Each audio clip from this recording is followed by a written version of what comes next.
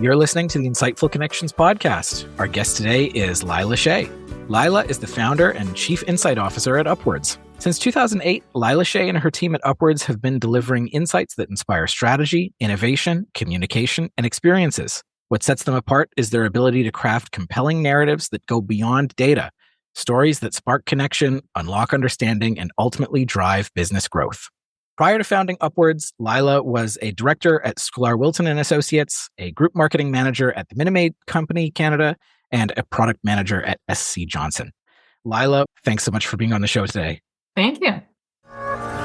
QualRecruit is a qualitative recruitment firm that delivers quality respondents so moderators can work confidently. Our best-in-class recruitment tech guarantees accurate recruits and high show rates while eliminating bad actors through advanced respondent identity checks. For a limited time, new clients get a 20% discount when they use the offer code CONNECTION. To learn more, visit qualrecruit.com.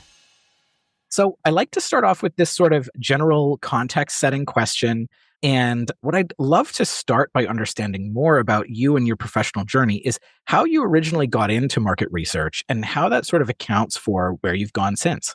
Yeah, that's great. A lot of people say they stumble into marketing research, and it's something that I didn't really know as a career. When I started my career in marketing, I started at SC Johnson in the Canadian office and then Coca-Cola working at the Minute Maid Company. And I started getting exposed to consumer insights more when I was working at Minute Maid, of managing both the Minute Maid brand and innovation. And while I was in that role, there was a lot of interesting stuff, especially in the innovation role, a lot of interesting stuff that was connected to consumer insights. And so I could see how consumer insights drove business decisions. While working in these big companies, I was really excited when I first got hired in these big companies thinking this is the gold standard of marketing. And there was a little bit, and I hope I can say this, a little bit of disillusion after working there for a while because I felt like there was a lot of bureaucracy and focus on process.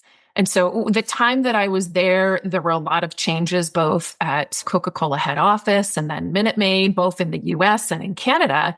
And so it seemed like we had all these great ideas and things that were linked to consumer insights, but I couldn't push anything forward because there was so much process. So change your P&L. We've got a new CEO in the US. You got to change your P&L or your marketing plan so that it's in this format. And everything was process driven. And I was like, I just want to move forward and act on these great insights. And while I was there, it got introduced to Sklar, Wilton and Associates. They were managing our consumer insights for us. And every time I'd sit down and have a meeting with them, I came out and I felt inspired. I was like, this is so exciting. I love hearing about the consumer and what they do. And I just really want to act on this. And so after going through a few rounds of that and feeling frustrated with the process and the bureaucracy, I said, why don't I jump ship and work where my heart is going and follow insights and work more deeply in consumer insights. So I ended up working at Sklar Wilton and spending almost a decade there. And they've evolved a bit since then, but we were really insight strategists almost. Like we were very connected with marketing teams and C-suites in helping them understand how the voice of the consumer can move their business forward. Now, we were not directly doing the research at the time that I started working there. We were hiring others to do the research. So we were just acting as the consumer insights department. And so that's where I really got my chops around research, but using research for strategy, not just research for the sake of research, right? And I didn't even think at that point that I'd ever want to work in a research company. I love that strategy role and the using research to help drive businesses, but didn't think I'd want to be actually doing it. Well, after working there for a number of years, I started doing more facilitation. So strategic planning, doing innovation workshops and that kind of thing. And then I started looking at focus groups and thinking, well, if I can do facilitation, I'm sure I could run a focus group, right? It's a similar skill set. If anything, it's almost easier because your participants don't have a vested interest in the outcome. Of course, they were super supportive. I got trained at the Riva Institute and started doing some projects for some of their clients. And that's where it just lit a spark. I absolutely loved. And again, I didn't ever think that I would want to be in that place, but it lit a spark in me. And it was something that I just had a real passion for. Do you remember what your first focus group was on? I think it was something related to meat. I was working on the Maple Leaf Foods account. So Oh, yeah, it was People something like meat. raw meat related, marketing raw meat. Nice, nice. So from there, finding research within Sklar Wilton as a function that really drew you, that you were excited about, how did you eventually take the journey a step further to starting Upwards? I was so happy working at Sklar Wilton. I didn't think I'd ever want to leave, but then you have a couple kids and the rat race in the city starts getting a little much. And so after my second daughter was born, this was back in 2008, my husband and I were just saying, I think we're done with Toronto. We need to change our lifestyle. We were starting to implode. You had a nanny raising the kids and he's running his business. He was a custom home builder. And I was trying to fit in work around raising the two kids, and it just wasn't working. And so on a Mexican vacation, walking along the beach, we said, let's just find another place to live where we can reinvent ourselves. And we both always wanted to live out west. And we thought maybe the grass will be a bit greener. This was like on one of those horrible, we left in one of those winters that just went on forever in Toronto, and which I think you might be having this year. We're in Ottawa. So my co-founder's in Toronto. He's dealing with it. I get the sort of after effects. Right. So we weren't enjoying the city anymore. We certainly didn't enjoy the weather. And we were looking out west and we said, you know what? I think we might really enjoy living there and raising the kids out west. And so we just put a pin on the map and landed in Victoria. This was 2008. And back then, working virtually was not a plan. If it was an option, I probably still would be working for Sklar Wilton because I really felt they were like family and I loved working there so much. And it had nothing to do with leaving the job or that kind of thing, but it was just a lifestyle decision. And so with tears in my eyes, I let Luke and Charlie were the main founders and the main partners at the time. And I let them know that we'd made a decision and we're moving. And it was in conversations. It was actually Luke Sklar that said, nobody in Canada is doing online qualitative research. He said, you know how to do qual really well. He said, I think there's this gap in the marketplace. Why don't you go out there and figure it out? And so that was, again, that spark of, hey, maybe I can do something. So in the beginning days, they started sending me projects. So it came from, had that safety net. You know, when you go out on your own, it's always like, where's that project going to come from? Well, for me, it was my former colleagues and my friends at Sklar that were sending me my first projects. So that was really the seed of how Upwards began. It didn't have the name at the time. I was sort of connected with Sklar. And then as my capacity grew and my interest grew, came up with the branding, the name, and started branching out. So that's sort of the beginnings. I'm curious because you touched on the branding and the name, and I think that's an interesting thread to pull on, is where does the name come from and what's the significance of Upwards for you?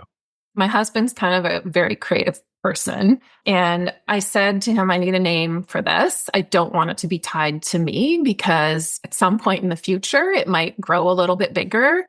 And so we were brainstorming around brand names and he said, well, tell me, what is it? What is the company? I said, well, we're talking to people, we're using their words. And we're taking that and transforming it into something that's going to help businesses grow and move upwards. He said, Upwards. Call it Upwards. Of course. I love it. I love it too. I think it's really interesting. You describe yourself as the founder and chief insight officer at Upwards. And I wonder, what's the significance of that title and why chief insight officer instead of CEO, president? Yeah. That's a great question. And thank you for asking it. So we're really obsessed with insights. And if you look on our landing page, it's about insights that inspire. We don't think about the tools to get there. It's not about qualitative research or it's quantitative research. It's how are we going to get those insights that are going to inspire our clients and ultimately make decisions that'll help move their business upwards. And so, you know, it's this obsession with insights and truly understanding. Like, I think a lot of people who haven't worked in business and who have only worked in research throughout their career don't always think about insights. They think about data and they think about organizing the data. But when you turn it into something that is, for us, it's this obsession with what's the insight. We may have asked 10 questions and there's one that got us the insight. Well, that's what we're leading with. And so it's turning the data into narratives that'll become insights that help our clients. So the title that I chose reflects our internal obsession with insights, and everyone else within the organization. We have VP of Insights, we have Manager of Insights, we have Analyst of Insights. We're organized around insights because that's what we're ultimately delivering. That's so interesting. I think there's a real distinction between a market research analyst is a really common job title, but we're focused on outcomes rather than process, right? So let's take that a step further. Well, that's an insight, not necessarily market research is what we're here for. So Upwards has an annual initiative called Project Uplift, where you partner with a nonprofit organization and you do pro bono research for them. We're going to talk a little bit about what you guys did this year. But before we get into that, I'm a little curious, like how that initiative evolved and what was sort of the spark, if you will, for that. We have these quarterly team building sessions.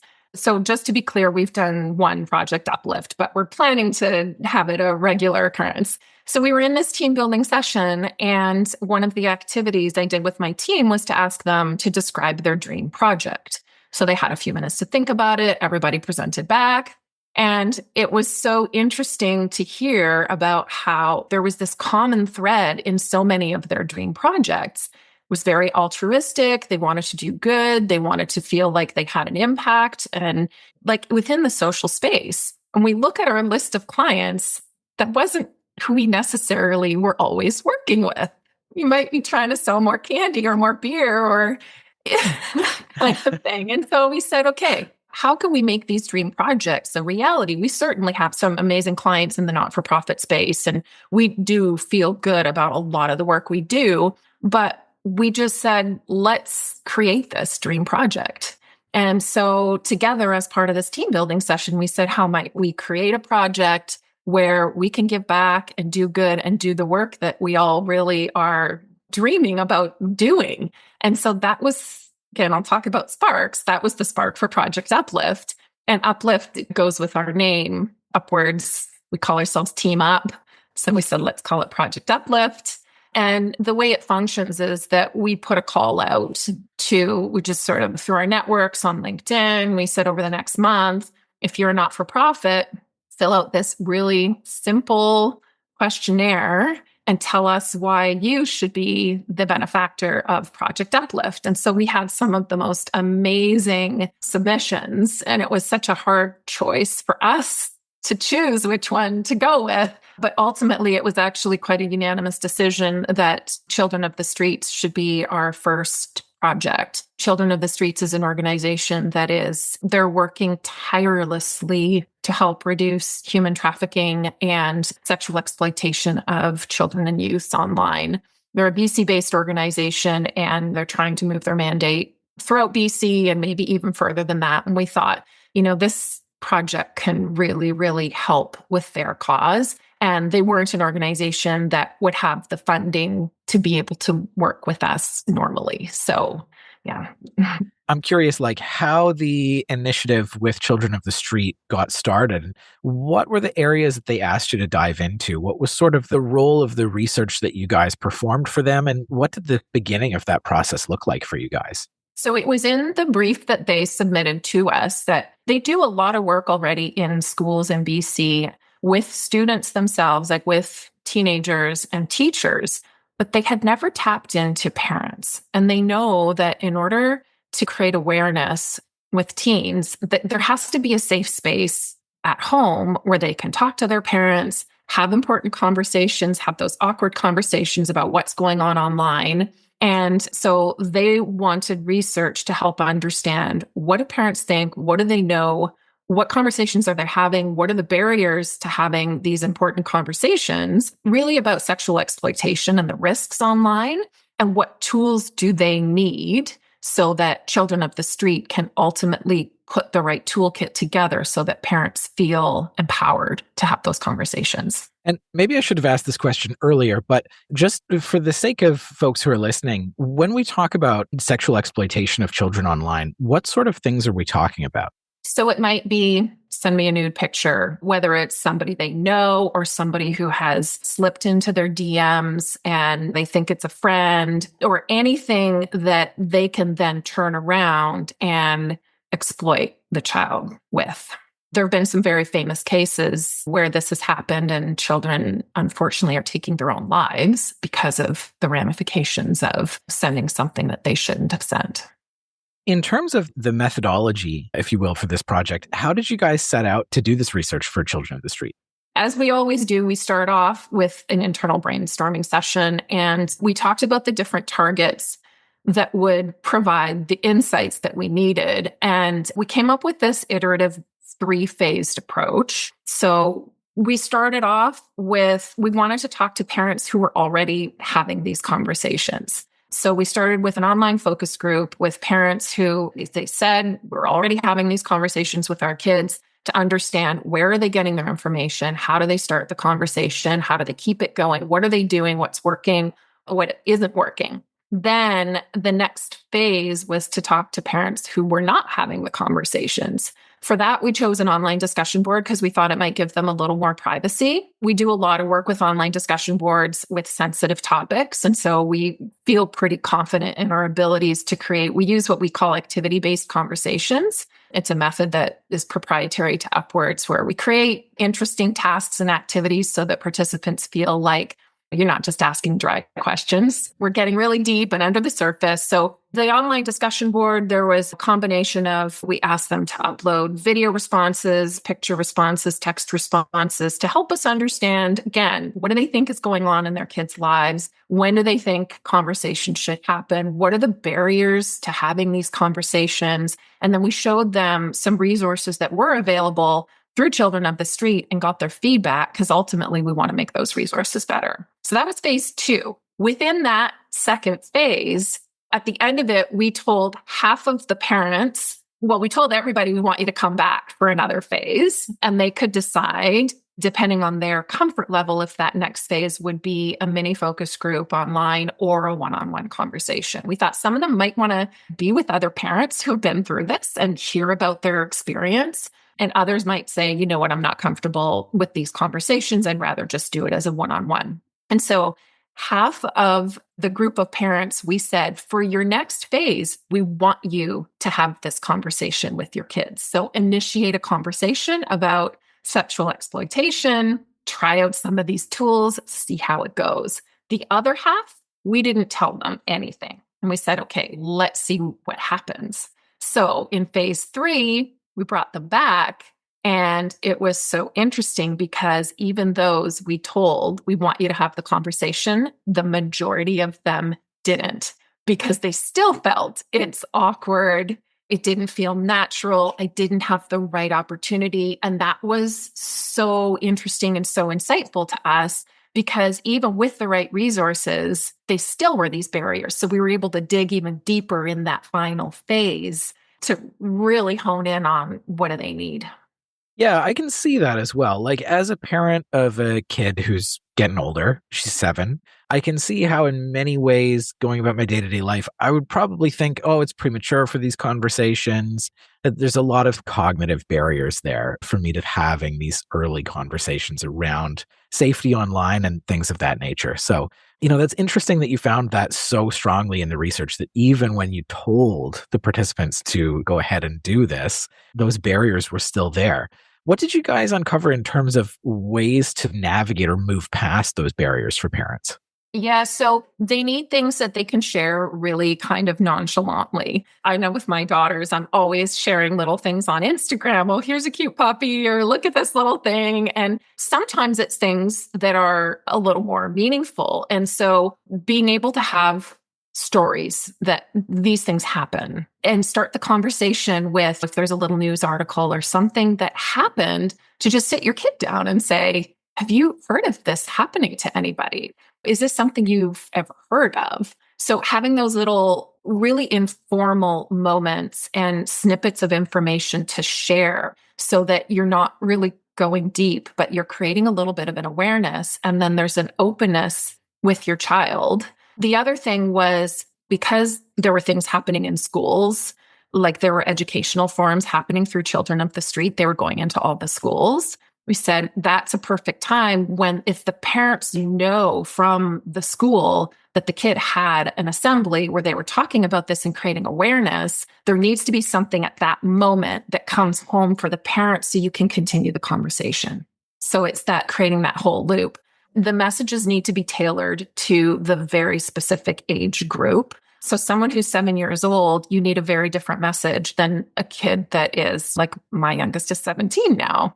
And the conversations we're having are very different than when they got their first phone. But there are these critical moments. And for some of the parents in our thing, they felt like they had missed those moments. So Children of the Street is thinking about, okay, when a kid first goes online, that's an opportunity to talk to them. When they get their first phone or first phone with data, there are these critical moments that parents can call it contract with their child.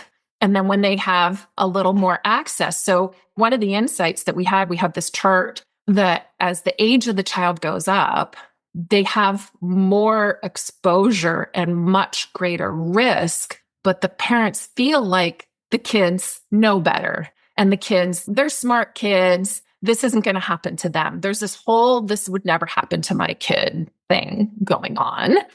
And so they need to know that it can happen to any kid. It can happen to the smart kid. It can happen to anyone. There's not one gender that it doesn't happen to. Like, it actually can happen to anybody. I love that idea of leveraging those moments where children find more autonomy online, and I guess through another lens, maybe more risk, but also use those moments as times to say, hey, here's a conversation that accompanies this step, right? That's such an interesting finding. So next question I wanted to ask you was about the impact or the way that your research has moved up through Children of the Street. How has your research impacted them? And what are some things that we should all take away from it? When they started the project, they thought they might get some tactical things to help them just adjust their website or just help them understand. And they came away, the one quote I'll always remember, they're like, you basically wrote our 5-year strategy for parents through this project. So, that's the biggest accolade that we can get, is knowing that our research is very strategic and they're using it not just for low-hanging fruit, short-term wins, but this is creating a real strategic lens for them to use over the long term. It's still very recent. So what are the direct things that they're doing? Well, they're starting to change the resources online. I'm sure as they're going into schools, they're ensuring that there's that link to the parents to make sure that the parents know that these things are happening in the schools so that they can have those moments to talk to their kids. And we'll be seeing over the next few years, we have lots of recommendations around how they can use social media effectively. But this is an organization that's fully funded by donations. And so for them to move a lot of these things forward, they have to wait until they have money in their budget to move them forward. But at least they have the foundation and they have the insights that they need to do what they have to do. Thanks so much for sharing today, Layla. A question for you. If folks want to know more about Upwords, where should they go? You should go to our website, upwords.ca. Thanks so much for being on the show today. Thank you.